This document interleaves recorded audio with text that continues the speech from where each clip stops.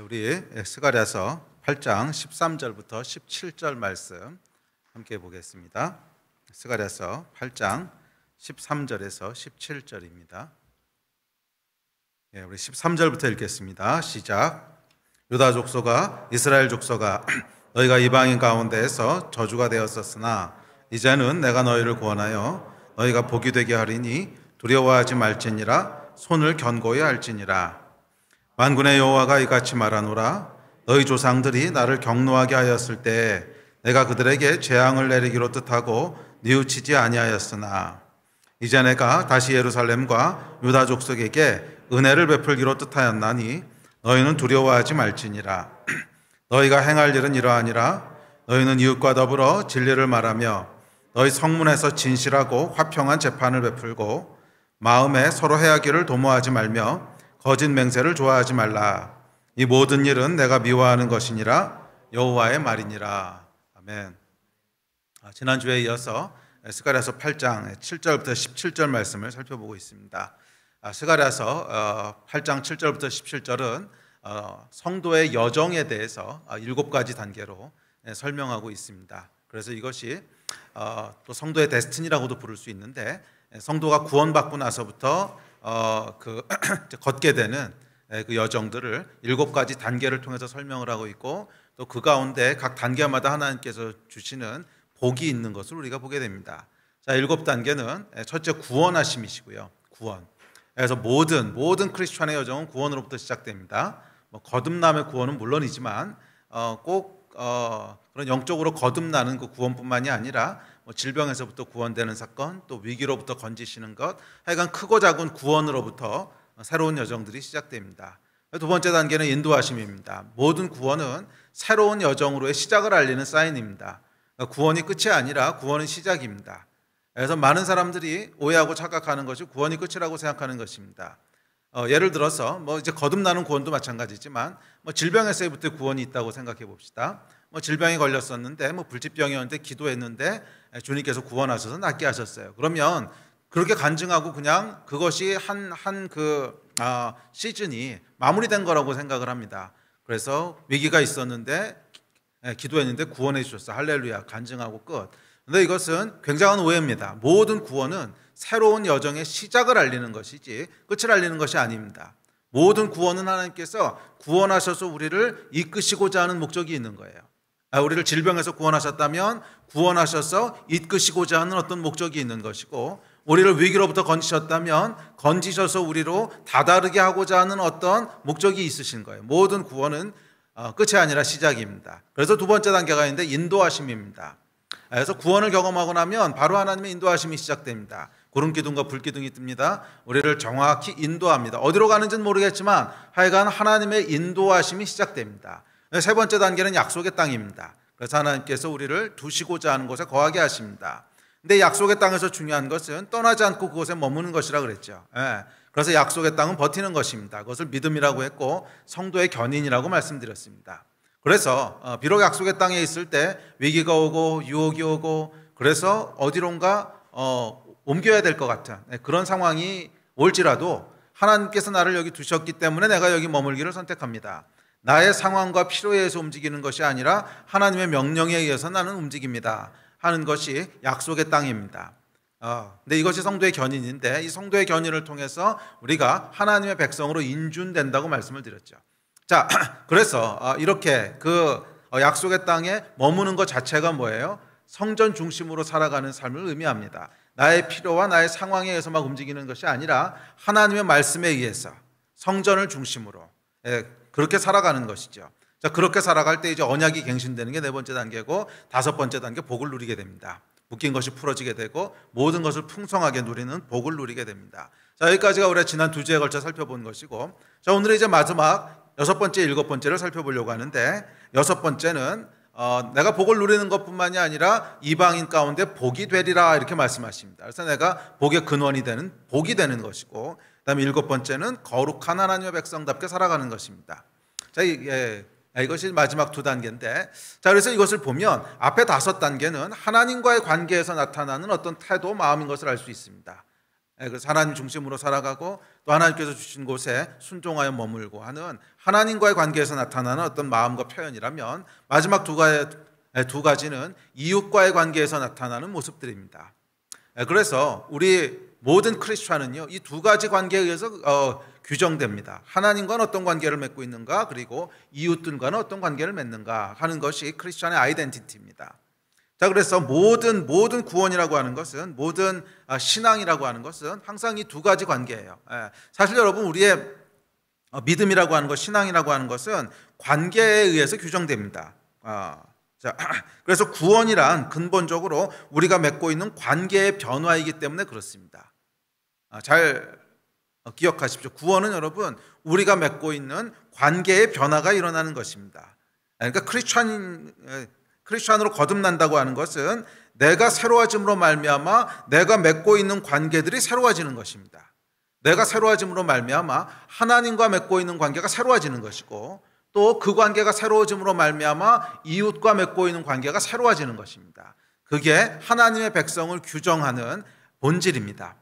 이 얘기를 바꿔 얘기하면, 내가 맺고 있는 관계에 아무런 변화가 일어나지 않는다면 그것은 구원받은 것이 아니라는 거예요.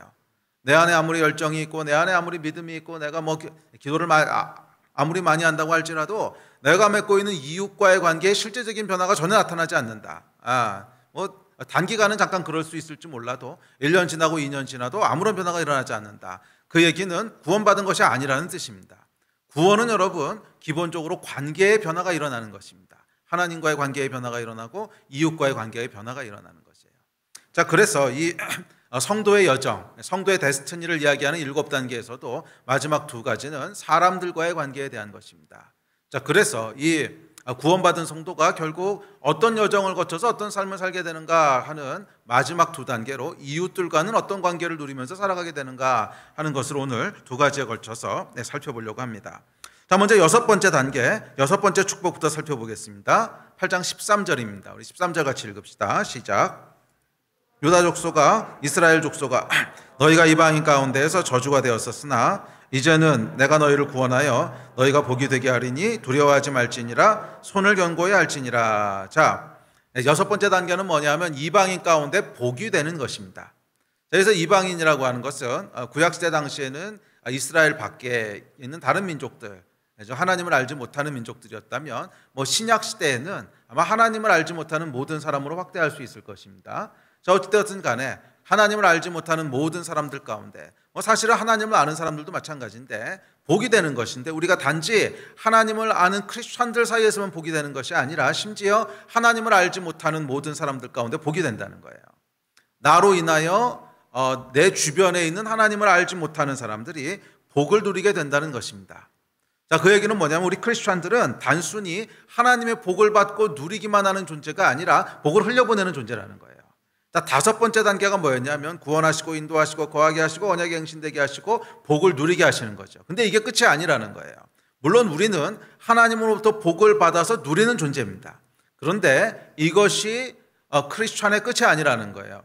두 여정이 더 있는데, 우리는 복을 받을 뿐만이 아니라 그 다음 단계는 뭐예요? 복을 흘려보내는 자가 되는 거예요. 그래서 내가 복을 받고 끝나는 것이 아니라 나로 말미암아 다른 사람들이 복을 누리게 되는 것입니다. 그것이 크리스찬의 아이덴티티입니다. 생각해 보십시오, 여러분. 복을 받는 자가 큽니까? 복을 주는 자가 큽니까? 복을 주는 자가 더 크죠. 복을 받는 자가 위대합니까? 복을 주는 자가 위대합니까? 복을 주는 자가 위대하죠. 그래서 하나님께서는 당신 백성이 단순히 복을 받아서 누리기만 하는 존재가 아니라 그것보다 더 크고 더 위대한 존재가 되도록 부르셨다는 거예요. 그것은 단순히 복을 누리는 존재가 아니라 축복하는 존재로 우리를 부르셨습니다. 저와 여러분은 단순히 하나님의 복을 받아서 누리기만 하는 존재가 아니라 우리를 통해서 복이 나간다는 거예요. 우리가 축복할 때 그곳에 복이 임한다는 거예요. 그런 자로 하나님이 부르셨다는 거예요. 자, 이것이 여러분 성도의 위대한 아이덴티티인 줄 믿습니다. 이 성도의 위대한 데스티니를 이루는 여러분 되셨으면 좋겠어요. 자, 그래서 성경이 뭐라 그러냐면 이제 갈라디아서에 보면 이렇게 얘기합니다. 시작. 나의 자녀들아, 너희 속에 그리스도의 형상을 이루기까지 다시 너희를 위하여 해산하는 수고를 하노니. 자, 하나님은 당신 백성이 그리스도의 형상까지 이루기를 원하신다는 거예요. 근데 그리스도가 어떤 분이세요? 축복하는 분이세요. 그리스도 예수로 말미암아 모든 인류가 복을 얻게 되었고, 그리스도 예수로 말미암아 모든 인류가 하늘의 복을 받아서 누리게 되었습니다. 그런데 예수 그리스도만 그런 존재가 아니라 모든 하나님의 백성은 다 그런 형상을 가진 존재라는 거예요. 우리는 단순히 복을 누리기만 하는 존재가 아니라 우리로 말미암아 복이 나가는, 우리로 말미암아 만민이 복을 누리게 되는, 우리로 말미암아 이방인 가운데 복이 흘러가게 되는 축복하는 자라는 거예요. 저는 저와 여러분이 단순히 복을 누리는 그것도 물론 중요하지만 복을 누리기만 하는 존재가 아니라 축복하는 자가 되기를 예수의 이름으로 축복합니다. 자, 그런데 이 복을 언제 누리게 됩니까? 우리가 하나님 안에서 복을 누리고 있을 때, 즉 성전을 세워가며 하나님의 임재 가운데 거할 때 우리에게 복이 임하고 그 복이 흘러가게 되는 거예요. 우리가 하나님과 올바른 관계에 있지 않을 때 복이 흘러갈 수는 없습니다. 우리가 하나님과 올바른 관계에 있어서 복을 받을 때 그때 복이 다시 흘러가게 되는 거예요. 이것을 누리시기를 주의 이름으로 축복합니다. 자, 그래서 창세기에 보면 하나님께서 아브라함을 부르실 때 그 부르심에 목적이 있었어요. 그 목적에 대해서 이렇게 말씀하십니다. 창세기 12장 2절 3절입니다. 시작. 내가 너로 큰 민족을 이루고 내게 복을 주어 내 이름을 창대하게 하리니 너는 복이 될지라. 너를 축복하는 자에게는 내가 복을 내리고 너를 저주하는 자에게는 내가 저주하리니 땅의 모든 족속이 너로 말미암아 복을 얻을 것이라 하신지라. 아브라함을 하나님께서 부르십니다. 아마 이 사건이 처음으로 하나님의 백성을 시작하는 사건이 되겠죠. 이제 그 전까지는 하나님의 백성이 없었는데 아브라함을 부르셔서 이스라엘이라고 하는 민족을 만드시죠. 그래서 구약에서 하나님의 백성이 시작되는 이야기입니다. 이것을 신약으로 확대를 하면 아마 우리가 구원받는 사건이라고 얘기할 수 있을 거예요. 그래서 하나님께서 각 사람을 구원하시고 또 하나님의 백성을 시작하실 때 목적이 없이 하신 게 아니라는 거예요. 분명한 목적을 가지고 아브라함을 부르십니다. 분명한 목적을 가지고 우리를 구원하시는데 그 목적을 뭐라 그러냐면 네가 모든 민족 가운데 복이 될 거라는 거예요. 너로 말미암아 모든 민족이 복을 얻을 거라는 거예요. 너는 복이 될지라. 저와 여러분을 구원하시는 목적이 있는데 이방인 가운데 복이 될지라. 아멘.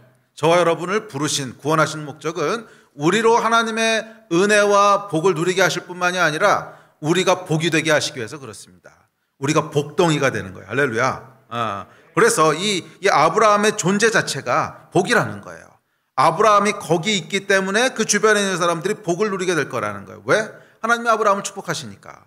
예를 들면 이런 겁니다. 뭐 꼭 예로 한정된 건 아니지만 예를 들면 이런 거예요. 뭐 아브라함이 가나안 땅에 갔습니다. 그래서 가나안 땅에서 농사를 짓기 시작했어요. 그럼 하나님께서 아브라함에게 복을 주시려고 하니까 농사가 잘 되게 하겠습니까? 못 되게 하겠습니까? 잘 되게 하시겠죠. 그래서 뭐 때를 따라 비를 주시고 농사가 잘 되게 하셨어요. 그러면 그 주변에 있는 사람들도 농사가 잘 될 거야, 안 될까요? 당연히 잘 되지 않겠습니까? 기후도 딱 알맞고 비도 잘 오고 그럼 주변 사람들도 같이 복을 받겠죠. 이 얘기예요. 하나님께서 당신의 자녀에게 복을 주시기 때문에 그 사람이 거기 있는 것만으로도 주변이 함께 복을 누리게 된다는 거예요. 이게 여러분 크리스천의 정체성입니다. 여러분이 어느 곳에 있든지 교회 안뿐만이 아니라 이방인 가운데 즉 세상 속에서도 안 믿는 자들 속에서도 여러분이 거기 있기 때문에 주변에 있는 사람들이 덩달아 복을 받게 된다는 거예요. 내가 거기 있기 때문에 주변 사람들이 덩달아 복을 받게 된다는 거예요. 언제? 성전을 중심으로 하나님 중심으로 살아갈 때. 자, 그래서 1절에 보면 이렇게 얘기합니다. 자, 1절 시작. 여호와께서 아브라함에게 이르시되 너는 고향과 친척과 아버지의 집을 떠나 내가 내게 보여줄 땅으로 가라. 자, 여기 보면 여러분 스가랴서 8장과 정확히 동일한 얘기를 하고 있습니다. 갈대아 우르라는 곳을 떠나 구원하시는 거죠. 내가 인도하시는 것이 있는 거죠. 그리고 목적한 가나안 땅 거주할 곳이 있는 거예요. 그래서 구원하셔서 인도하셔서 거주하게 하시는 이 과정을 아브라함이 충성되게 따라갈 때, 그래서 하나님 중심으로 성전을 세워가며, 성전을 세운다고 하는 것은 건물 얘기라는 것이 아닙니다. 성전은 우리의 마음을 얘기하는 것인데 하나님이 거할 수 있는 상태로 마음을 만들려는 거예요. 성전은 하나님이 거하시는 곳이잖아요. 하나님이 거하시기에 합당한 마음을 준비하라는 거예요. 합당한 마음과 태도로 살아가는 것이 성전을 세우는 것이고 성전을 중심으로 살아가는 것입니다. 하나님이 거하시기에 합당한 곳이란 첫째, 하나님이 내 삶 가운데 함께 하시기를 갈망하는 것이고, 둘째, 하나님의 말씀과 뜻이 내 삶 가운데 온전히 순종함으로 이루어지는 것이죠.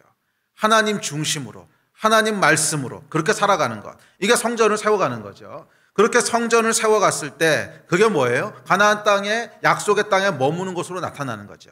내가 약속의 땅을 떠나야 될 수많은 이유가 있어요. 기근이 있고 위협이 있지만 나의 필요에 의해서 움직이는 것이 아니라 하나님이 있으라고 했으니까 있습니다. 이게 사실은 성전을 세우는 마음인 거예요. 이게 성전을 중심으로 살아가는 마음인 거예요. 그렇게 했을 때 네가 복이 되리라 그랬어요. 이 말은 뭐냐면 저와 여러분이 하나님과의 올바른 관계에 있을 때 우리가 복이 된다는 거예요. 네, 올바른 관계에 있을 때 복이 된다는 거예요. 자, 그런데 여기에 두 가지 변수가 있습니다. 첫 번째 변수는 뭐냐 하면 우리가 하나님의 백성은 백성이에요. 뭐 거듭나긴 거듭났어요. 그런데 인도하심을 자꾸 놓쳐, 또는 말씀하시는데 자꾸 넘어지고 불순종해요. 그럼 어떻게 될까요? 네. 그럼 어떻게 된다 그러냐면 하나님께서 표현이 조금 그런데 하여간 저주를 받을 거라고 그러셨어요. 우리가 저주를 받을 거라는 거예요. 자, 저주라고 하는 말은 다시 설명하지만 저주는 하나님께서 뭔가 재앙을 내리시고 애군을 내리시고 이렇다기보다는 뭐 구약시대엔 그렇게 나타나기도 했지만 그것은 하나님의 복을 누리지 못하는 상태를 저주라 그러는 거예요.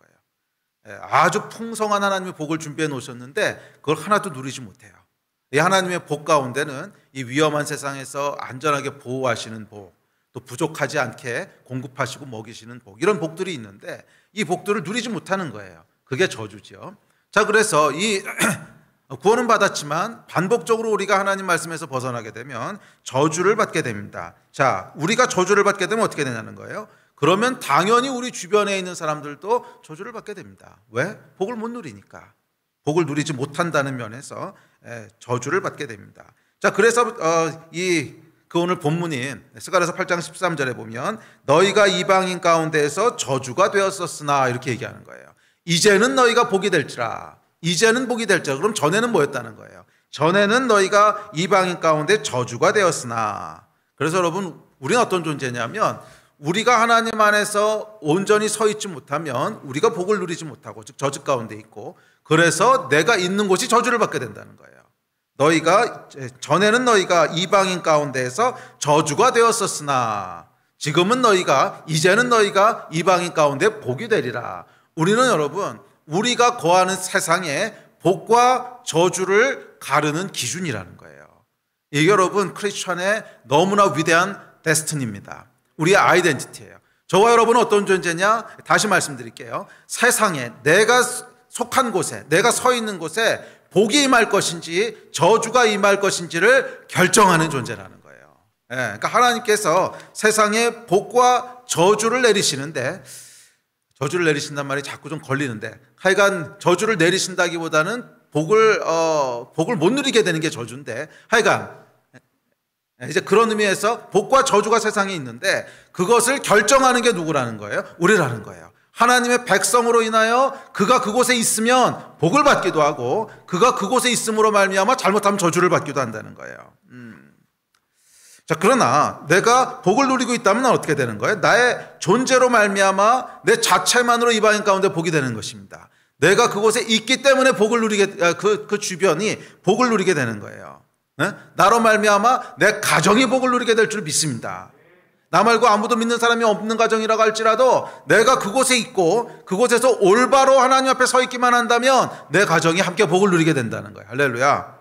또 나로 말미암아 내가 다니는 회사가 복을 누리게 될 줄로 믿습니다. 그렇지 않겠어요, 여러분? 내가 저 친구한테 복을 주려고 그래. 근데 저 친구가 근데 그 회사를 다니고 있어. 그러면 아이고, 저 회사를 망하게 하면 안 되겠구나. 왜? 내 자녀가 다니는 회사인데. 그러지 않겠습니까? 여러분, 세상적으로도 그렇지 않습니까? 정말 엄청난 갑부가 있어요. 워런 버핏 같은 갑부가 있는데 그 아들이 다니는 회사가 있는데 갑자기 어려워졌어. 그러면 여러분 그 아빠가 어쨌거나 그 회사를 좀 도와주고 싶지 않겠어요? 왜냐하면 아들이 다니는 회사니까. 아들이 다니는 회사가 망하면 안 되니까. 이게 여러분 부모의 마음이라는 거예요. 부모가 여러분 어디를 축복하고 어디를 무시할지는요, 자녀가 어디 있냐에 따라 달라집니다. 자녀가 거기 있으면, 자녀가 다니는 학교가 있으면 어떻게든지 장학금이라도 더 주고 싶은 거고, 자녀가 다니는 회사가 있으면 조금이라도 투자하고 싶은 거고, 그게 부모의 마음이에요. 우리 하나님은 우리 아버지세요. 자녀를 따라 그분의 마음과 눈이 움직이신다는 거예요. 그게 우리가 이방인 가운데 복이 될 거라고 하는 말의 뜻입니다. 반대로 저주가 되는 것도 마찬가지고요. 자, 그래서 하여간 내가 회사를 다니기 때문에 회사가 복을 누리게 될 줄로 믿습니다. 네. 그래서 여러분 진짜 크리스찬이요, 믿음 가운데 있을 때는 그 자부심이 있어야 돼요. 이 회사는 나 때문에 먹고 사는 거야. 아멘이 없으셔. 이 회사는 나 때문에 먹고 사는 거야. 아멘. 네. 제가 요즘은 이제 코로나 때문에 자주 못 다니지만 옛날에 비행기 정말 많이 타지 않았습니까? 비행기 정말 많이 탔어요. 비행기 정말 많이 타는데 비행기 탈 때마다 제가 뭐라 그러는지 아십니까? 이 비행기는 나 때문에 안전한 거야. 내가 탔기 때문에 하나님 보호하시는 거야. 이게 여러분 사실이라는 거예요. 팩트예요, 팩트. 세상 사람들은 어떻게 볼지 모르지만 영적으로는 사실입니다. 내가 거기 탔고 있기 때문에 하나님 보호하신 거예요. 할렐루야. 그게 여러분 하나님과 올바른 관계에 있을 때 누리게 되는 복입니다. 그래서 나로 말미암아 우리 학교가 복을 누리게 될 줄 믿습니다. 내가 그곳에 있음으로 말미암아 내 친구들이 복을 누리게 되고, 내가 있음으로 말미암아 우리 사회가 복을 누리게 되고, 내가 있음으로 말미암아 우리 나라가 복을 누리게 되고. 제가 저기 사는데 저 나라가 망하면 안 되지. 할렐루야. 뿐만 아니라 내가 있음으로 말미암아 열방이, 땅의 모든 족속이 복을 누리게 될 줄로 믿습니다. 이게 여러분 크리스천의 아이덴티티예요. 가는 곳마다 나로 인해 복을 누리게 되는 것, 이것이 성도의 데스티니입니다. 왜? 하나님이 나를 복 주시니까. 나를 따라다니면서 하나님이 복을 베푸시는 거예요. 내가 동으로 가면 동쪽에 복을 주시고, 내가 서쪽으로 가면 서쪽에 복을 주시고, 하나님이 나를 따라다니면서 복을 주시는 것, 이게 여러분 우리의 피할 수 없는 위대한 데스티니 아니겠습니까? 아멘. 왜 그렇게 되느냐 하면 성전을 세운다고 하는 건 뭐예요? 하나님이 거기 거하신다는 거예요. 하나님이 거하시는데 거기 어떻게 저주가 있겠어요? 하나님이 거기 거하시는데 어떻게 저주가 역사하겠어요? 하나님이 임재하시면 거기에는 복밖에 임할 수가 없어요. 그게 하나님의 속성이세요. 그래서 우리는 어떤 자냐 하면 우리가 성전이라고 그랬죠. 신약 성경에서는 우리 자신을 성전이라고 했어요. 우리 안에 하나님이 거하신단 말이에요. 우리가 하나님과 올바른 관계에 있을 때 하나님이 우리 안에 거하세요. 그러면 우리가 가는 곳마다 뭐가 있는 게 하나님의 임재가 있는 거예요. 우리가 가는 곳마다 그곳에 하나님이 임재하시는 거예요. 그러니까 복이 올 수밖에 없는 거예요. 그런데 우리가 하나님의 임재를 캐리하지 못하면 그것은 저주가 임하는 거죠. 저주는 하나님의 복이 역사하지 못하는 것. 그게 저주지요. 자, 우리는 약간 이런 존재라는 거예요. 복을 누리시는 존재뿐만이 아니라 복을 흘려보내는 존재가 되시기를 주의 이름으로 축복합니다. 자, 그런데 만약 우리가 복을 누리지 못한다면 어떻게 될까요? 만약 복을 누리지 못한다면 우리는 이방인 가운데 저주가 될 뿐이라 그랬어요. 우리가 그곳에 있어봐야 아무 도움이 안 된다는 거예요. 도움이 되지 못할 뿐만 아니라 요나처럼 잘못하면 우리가 거기 있음으로 말미암아 배가 폭풍을 만날 수도 있어요. 요나서에 보면 이렇게 얘기합니다. 시작. 그가 대답하되 나를 들어 바다에 던지라. 그리하면 바다가 너희를 위하여 잔잔하리라. 너희가 이 큰 폭풍을 만난 것이 나 때문인 줄을 내가 아노라 하니라. 이 큰 폭풍을 만난 게 나 때문이라는 거예요. 내가 있기 때문에 이 재앙이 왔다는 거예요. 기억하세요, 여러분. 크리스천은 그가 그곳에 있기 때문에 복이 올 수도 있고요. 그가 그곳에 있기 때문에 재앙이 올 수도 있어요. 복과 저주를 결정짓는 것은 주의 백성입니다. 하나님의 백성이에요. 복과 저주를 결정짓는 거예요. 세상은 그렇게 분석하지 않을 거예요. 세상은 한 나라가 어려워지고 힘들어지면 아마 여러 가지 이유들을 분석할 겁니다. 뭐 경제적인 이유, 정치적인 이유, 여러 가지 이유들을 분석하겠지만 사실 우리는 알아요. 그게 진짜 이유가 아니라는 거예요. 진짜 이유는 그 안에 있는 하나님의 백성들이에요. 그 안에 있는 하나님의 백성들이 복을 누릴 준비가 안 돼 있다면 나라는 저주를 받는 것이고요. 그 안에 있는 하나님의 백성들이 복을 누리고 있다면 그 나라도 복을 받는 거예요. 이 나라의 복과 저주가 저와 여러분에게 있다는 것을 믿으시기 바랍니다. 한 나라가 흥하고 쇠하는 것은 그 안에 있는 하나님의 백성에게 달려 있는 거예요. 한 사회가 흥하거나 망하는 것은 그 안에 있는 하나님의 백성, 교회 안에 달려 있는 거예요. 교회가 하나님 앞에 올바로 서 있는가? 교회 안에 하나님이 임재하실 수 있는 준비가 되어 있는가? 그렇다면 그 사회는 흥할 거예요. 그러나 교회 안에 하나님이 임재하실 수 있는 준비가 되어 있지 않아. 거룩함을 상실했거나 하나님이 두신 곳을 벗어나거나 인도하심을 쫓아가지 못하거나 하여간 교회가 하나님이 거하실 준비가 되어 있지 않다면 그 땅은요 누릴 수 있는 복이 없는 거예요. 우리가 그것을 결정하는 자인 것을 믿으시기 바랍니다. 그래서 예수께서도 이렇게 말씀하셨습니다. 시작.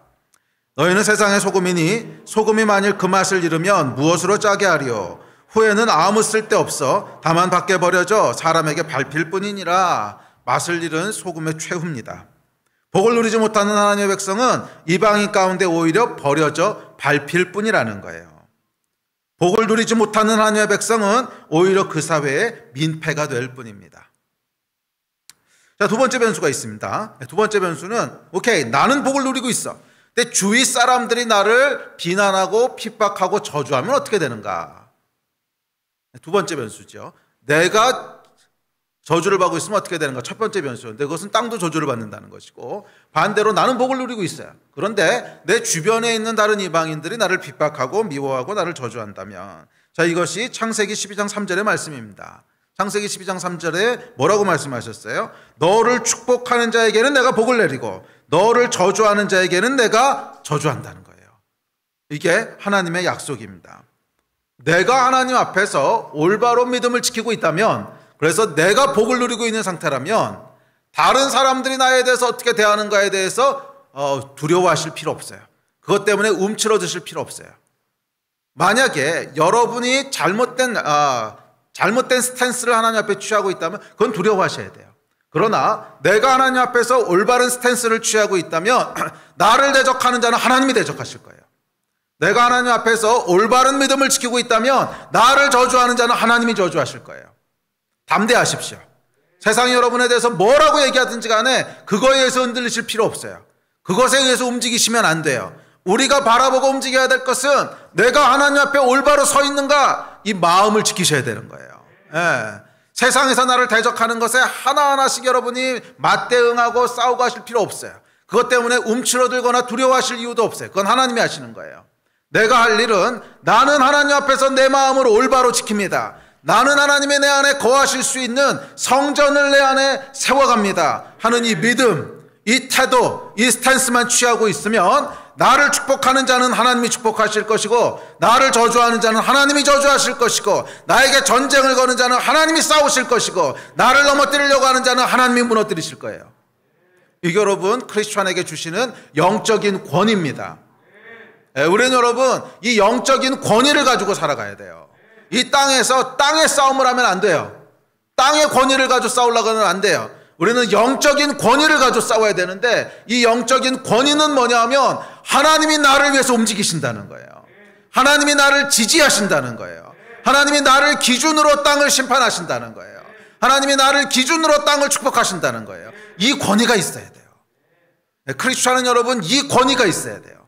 하나님이 나를 지지하시고 하나님이 나를 위해 싸우시고 하나님이 나를 축복하는 자를 축복하시고 나를 저주하는 자는 저주하신다고 하는 이 영적인 권위를 붙잡고 있을 수 있어야 돼요. 그랬을 때 여러분 우리를 통해서 이 땅이 변화되기 시작할 것이고 우리를 통해서 하나님의 나라가 이 땅 가운데 세워지기 시작할 것이고 나를 통해서 세상이 복을 받기 시작할 거예요. 이 권위를 획득하신 여러분 되셨으면 좋겠어요. 2021년이 이전과는 다른 권위를 획득하시는 해가 됐으면 좋겠어요. 이 권위가 여러분 달라요. 이 권위에 대해서 이건 뭐 오늘 하려는 얘기는 아니니까 짧게 넘어갑시다. 내 권위가 여러분 내 자신에게밖에 권위가 없는 사람이 있고 조금 권위가 확대돼서 내 가정에게 권위를 미칠 수 있는 사람이 있고 조금 더 확대돼서 셀에서 권위를 미칠 사람이 있고 교회에서 권위를 미치는 사람이 있고 사회에 나라에 글로벌한 권위를 미치는 사람, 이 영적인 권위가 다 달라요. 그게 영적인 성숙함이겠죠. 올해는 여러분 더 큰 권위를 획득하게 되시기를 주의 이름으로 축복합니다. 권위가 진짜 미니멈인 사람은요 권위가 자기 자신에게밖에 없어요. 그 사람은 복을 누려도 그냥 자기가 누리는 것 이상을 넘어가지 못해요. 그러나 이 권위가 확대된 사람은 자기가 복을 받으면 내 가정이 함께 복을 누리게 되는 사람이 있고 내가 복을 받으면 우리 교회가 함께 복을 누리게 되는 사람이 있고 이게 영적인 권위예요. 이 권위들을 획득하셔서 더 넓은 곳에 축복하시는 자가 되시기를 예수 이름으로 축복합니다. 그리스도의 형상을 닮아가는 자들이 되시기를 주의 이름으로 축복합니다. 하나님이 여러분을 위해서 싸우시고 하나님이 여러분 때문에 그 땅을 축복하시고 하나님이 여러분 때문에 그 땅을 대적하시고 하는 이 권위가 부어지게 되기를 예수의 이름으로 축복합니다. 자, 이어지는 13절과 15절에 보면 또 흥미로운 말씀을 하십니다. 자, 우리 같이 읽어볼까요? 시작. 유다 족속아 이스라엘 족속아 너희가 이방인 가운데에서 저주가 되었었으나 이제는 내가 너희를 구원하여 너희가 복이 되게 하리니 두려워하지 말지니라 손을 견고히 할지니라. 예루살렘과 유다 족속에게 은혜를 베풀기로 뜻하였나니 너희는 두려워하지 말지니라. 자, 여기 보면 너희가 복이 되리라 하시면서 두려워하지 말래요.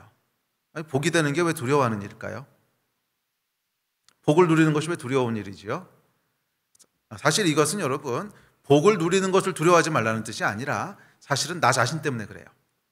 우리가 이제는 이방인 가운데 복이 되리라 그러셨는데, 그럼 전에는 뭐였다는 거예요? 저주 가운데 있었다는 거예요. 그렇죠. 우리가 하나님 알기 전엔 저주 가운데 있죠. 죄 가운데 있습니다. 그래서 우리 안에는 연약함이 있어요. 그 연약함 때문에 두려운 거예요. 무슨 두려움이에요? 과연 내가 그런 복의 근원이 될 수 있을까? 과연 내가 세상을 축복한다고 정말 축복이 임할까? 나에 대한 자신이 없는 거죠. 나에 대한. 그런 경험들 여러분 혹시 있지 않습니까? 질병을 위해서 기도할 때 병원에서는 뭐 이거 이제 더 이상 고칠 수 있는 방법이 없대요. 그래서 그 질병을 위해서 누군가를 위해서 기도할 때 이제 믿음으로 선포하죠. 다 낫게 될 줄로 믿습니다. 근데 그러면서 안 나면 어떡하지? 이런 생각 혹시 드실 때 어디? 그래 있지요. 뭐 저도 맨날 그런 건 아닙니다. 뭐 매번 안 되면 어떡하지 이렇게 의심하는 건 아닌데, 그래도 가끔 가다 보면 그럴 때가 있어요. 뭐 어떨 땐 믿음으로 정말 선포할 때도 있지만, 또 어떨 때는 그런 두려움이 있을 때도 있어요. 이렇게 안 되면 어떡하지? 특별히 저 이제 목회를 하다 보니까 뭐 지치거나 어려움 가운데 있는 지체가 있으면 믿음으로 격려를 합니다. 아니야, 하나님이 분명히 이렇게 하실 거야. 괜찮아. 그런데 그렇게 말해놓고 이 안에는 근데 안 하시면 어떡하지? 이런 마음 들 때가 가끔 있어요. 맨날은 아닙니다. 가끔 있어요. 자, 이런 종류의 두려움을 얘기하는 거예요. 나의 연약함에서 오는 두려움. 하나님은 완전하세요. 분명히 하나님은 축복하실 거라고 약속하셨지만, 과연 내가 축복을 선포한다고 해서 진짜 축복이 임할까? 과연 내가 그렇게 된다고 해서 이게 될까? 이런 두려움이 있는 거죠. 그래, 우리가 이론적으로는 알아요. 내가 축복과 저주의 기준이 될 것이고, 하나님이 나를 축복하는 자를 축복하시고 나를 저주하는 자를 저주하시고 나를 기준 삼으실 것이라고 하는 이론적으로는 알지만, 실제 상황 가운데 딱 들어가면요, 정말 그렇게 될까 하는 두려움들이 있잖아요. 정말 하나님이 나를 중심으로 땅을 축복하시고 저주하실까? 정말 내가 믿음으로 축복하면 축복이 임할까? 하는 이런 두려움이 있다는 거예요. 왜? 나의 연약함 때문에. 그런데 뭐라고 하나님 말씀하시냐면, 은혜를 베풀기로 뜻하였나니 두려워하지 말라는 거예요. 이 이야기는 뭐예요? 우리의 어떠함 때문에 하나님이 행하신 일이 아니라는 거예요. 은혜로 하신다는 거예요. 은혜로 하신 일. 여러분, 연약함과 죄는 달라요. 이걸 구분할 줄 아셔야 돼요. 연약함과 죄는 달라요. 죄는 뭐냐 하면 반역하는 마음이에요. 죄는 반역하는 마음이에요. 그런데 연약함은 뭐냐 하면 마음은 그렇지 않은데 연약함 때문에 넘어지는 거예요. 이런 경우들 있잖아요. 마음은 정말 하나님 말씀대로 살고 싶고 정말 하나님 사랑하는데 육신의 어떤 유혹을 못 이겨서 넘어지기도 하고 실수하기도 하고 이런 거. 이것과 죄하고는 다르게 취급하신다는 거예요. 연약함에 대해서는 하나님께서 은혜를 베푸시는 거예요. 죄에 대해서는 저주가 내려오는 거예요. 그래서 우리가 두려워하는 이유가 죄 때문에 두려워하는 거로 회개하고 빨리 돌아와야 되는 거고, 근데 연약함 때문에 두려워하는 것이면 두려워하지 말라는 거예요. 내가 은혜를 베풀기로 결정해나니 너희를 통해서 세상에 복이 흘러가는 것은 너희가 완전하기 때문이 아니야. 너희를 통해서 세상에 내가 복을 내리는 것은 너희가 약점이 없기 때문이 아니야. 그것은 나의 어떠함 때문이고 은혜 때문이야. 이 말씀을 하시는 거예요. 저와 여러분의 어떠함 때문에 하나님이 우리를 통로로 사용하시는 것이 아니에요. 저와 여러분은 비록 불완전하고 저와 여러분은 비록 연약하지만 하나님의 은혜로 복 주시기로 작정하셨습니다. 그래서 저와 여러분을 통해서 세상 가운데 복이 흘러가게 되는 줄 믿습니다. 이 은혜를 신뢰하세요. 나를 신뢰하는 것은 여러분 또 다른 교만이에요. 맞아요. 나는 그렇게 될 자격이 없어요. 나는 그럴 만한 존재가 아니에요. 그렇지만 하나님께서 은혜로 우리를 자녀 삼으시고 은혜로 우리를 복의 통로로 삼으신 줄 믿으시기 바랍니다. 그래서 저와 여러분을 통해서 이방 가운데 비록 연약하지만 하나님의 은혜를 흘려보내며 우리가 가는 곳마다 하나님께서 축복하시는 그런 축복하는 자가 될 줄로 믿습니다. 아멘. 자, 마지막 7번째 단계가 있습니다. 자, 16절 17절입니다. 시작.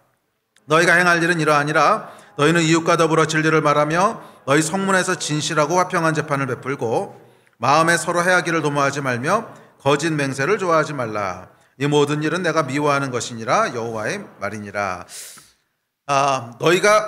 너희가 행할 일은 이러하니라. 자, 우리가 복이 될 거라고 말씀하시고 행할 일은 이러하다는 거예요.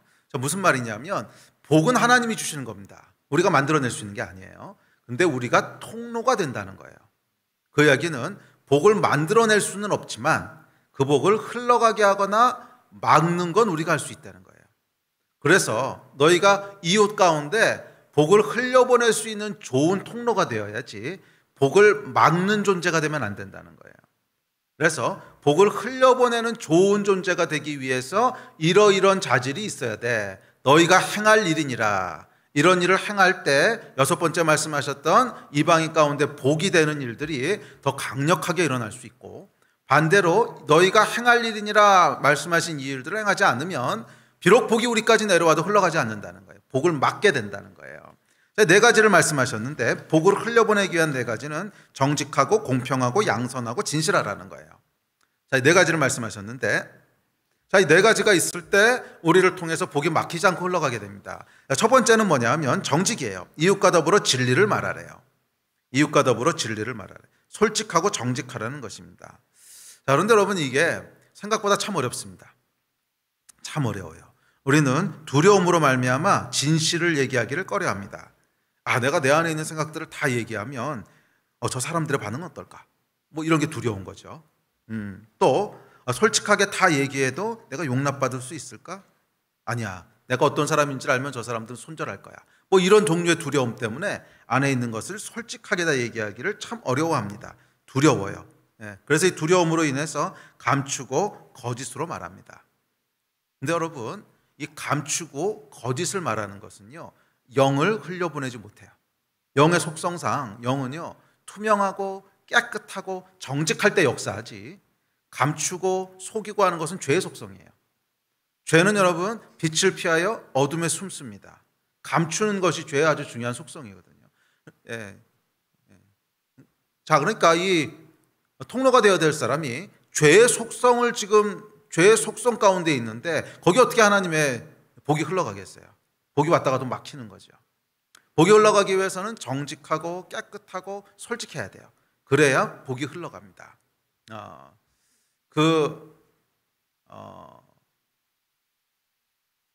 과거에 제가 이제 젊었을 때 20대 후반이었을 때 이제 제가 속했던 셀에 큰 하나님의 부흥이 있었던 적이 있었어요. 아주 크게 하나님이 역사하신 부흥이 있었는데 그 부흥의 시작이 어떻게 됐냐면 한 형제가요, 솔직하게 고백하면서 시작됐어요. 솔직하게. 참 이렇게 나누기 쉽지 않은 얘기였는데 자기 안에 있었던 연약함들, 죄악들을요 그냥 어렵게 끄집어내기 시작한 거예요. 셀에서 그 얘기를 하면서 좀 나를 위해서 기도해달라고 이 얘기를 하는데요, 정말 놀라웠던 게 본물 터지듯이 다른 사람들도 고백하기 시작해요. 사실은 나도 그런 게 있어.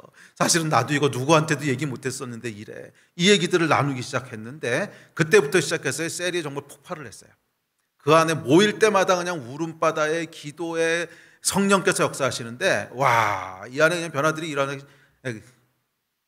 제가 기억하기로는 그때 그 셀에 있던 사람 중에 한 절반 이상은 지금 목사가 되어 있는 것 같아요. 절반 이상은 목사가 되어 있는 것 같고 그리고 셀이 계속 부흥하게 되고 성장하게 되고. 여러분, 셀에서 복이 흘러가지 않은 이유가 뭔지 아십니까?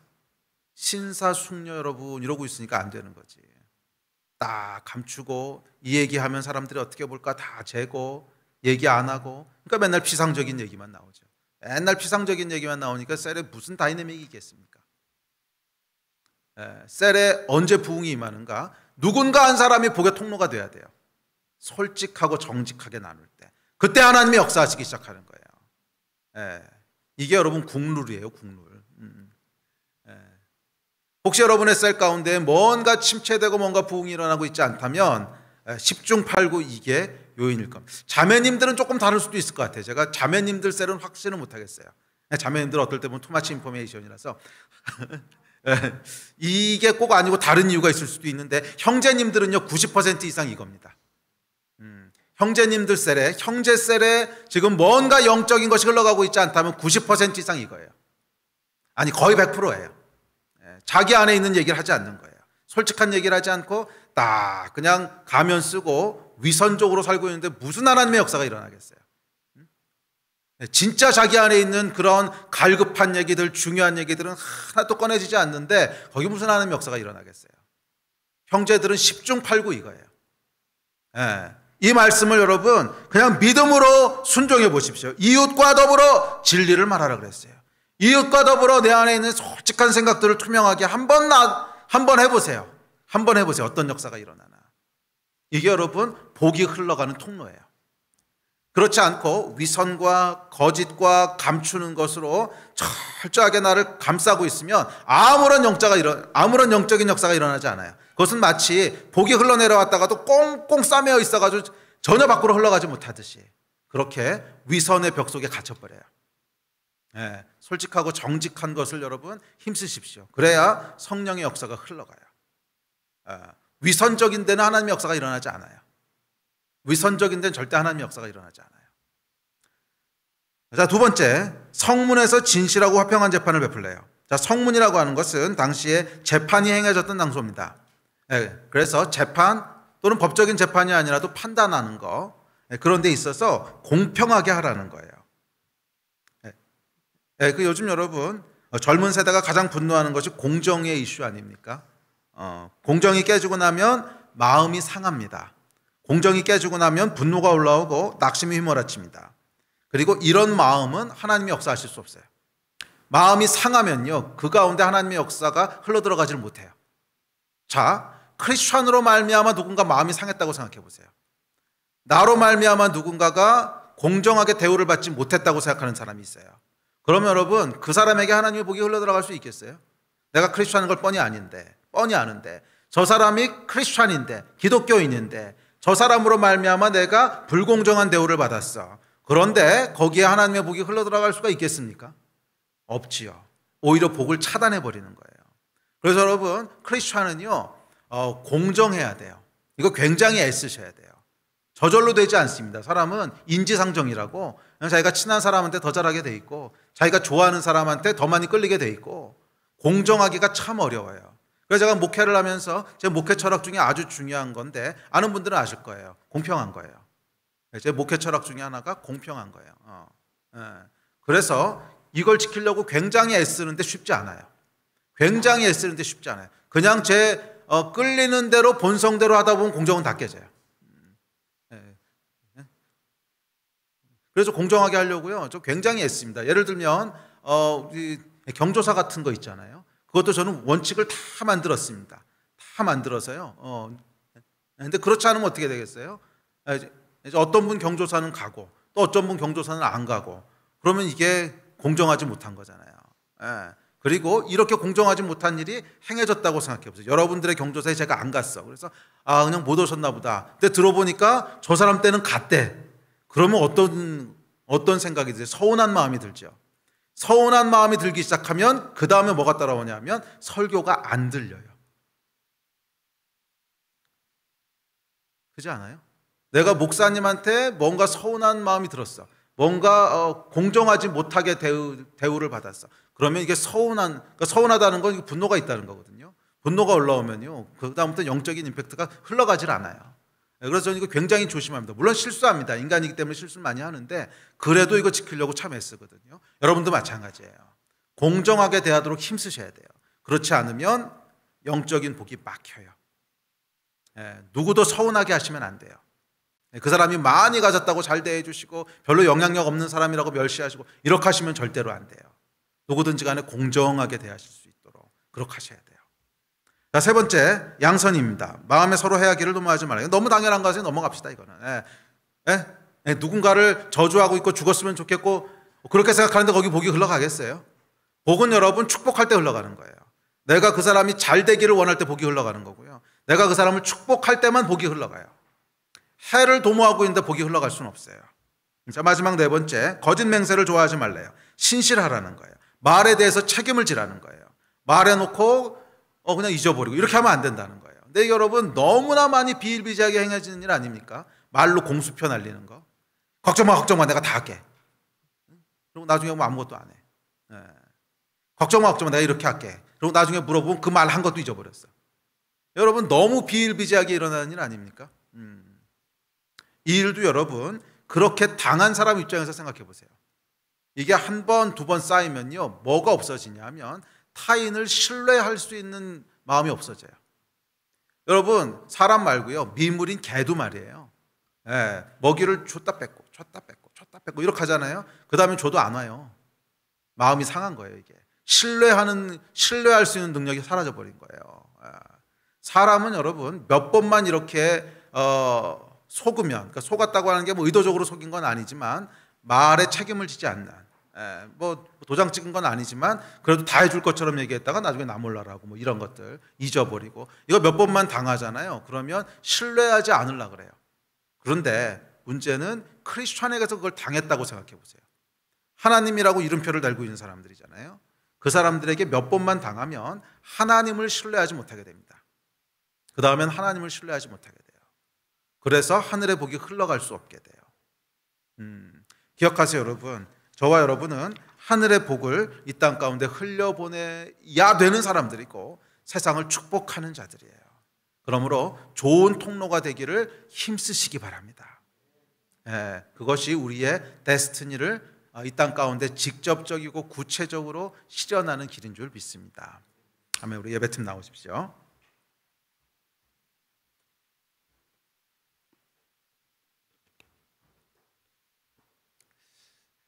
저희가 지난 3주에 걸쳐서 성도의 데스티니를 살펴봤습니다.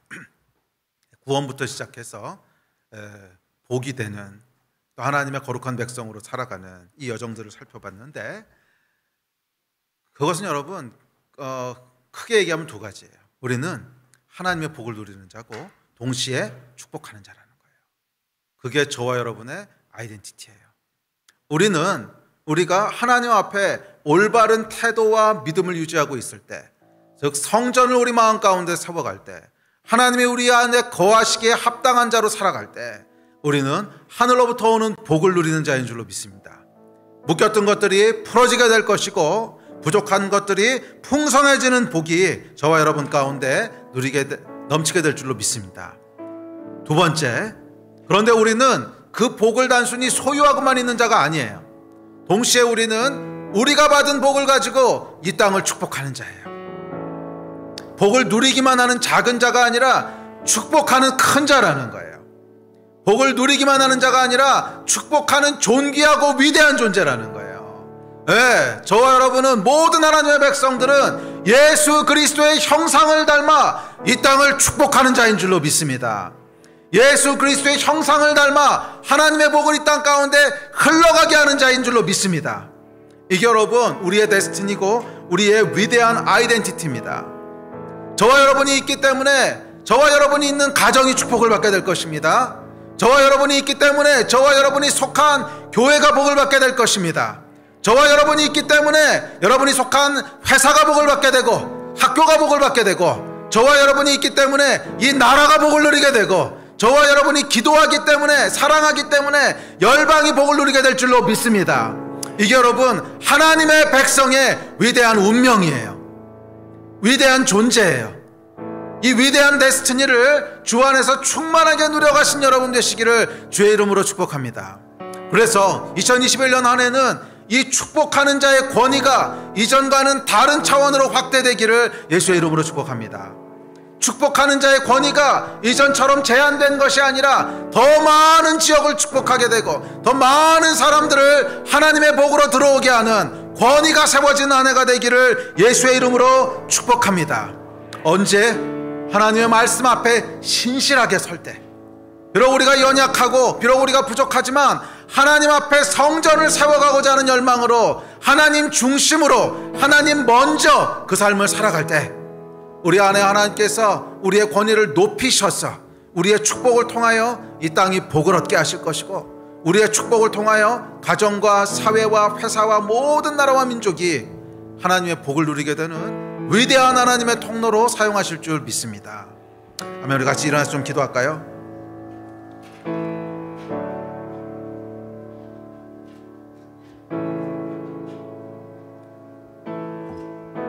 우리 두 가지 위해서 기도합시다. 하나님, 하나님의 복을 누리는 자가 되기를 소원합니다. 내 인생에 축복하시고 또 축복하셔서 하늘의 복들이 풀어지게 하여 주십시오. 또한 주님, 이 복이 나 안에 갇혀있지 말게 하여 주시고 나를 통해 이 땅 가운데 흘러가게 하여 주십시오. 복의 근원이 되게 하여 주십시오. 축복하는 자가 되게 하여 주십시오. 내가 속한 가정이, 회사가, 사회가, 나라가 나로 말미암아 복을 누리게 되기를 간절히 소원합니다. 주여, 축복하는 자의 권위를 세워 주십시오. 아멘. 이 마음 가지고 우리 같이 한 2, 3분 정도 합심해서 기도하십시다. 주여,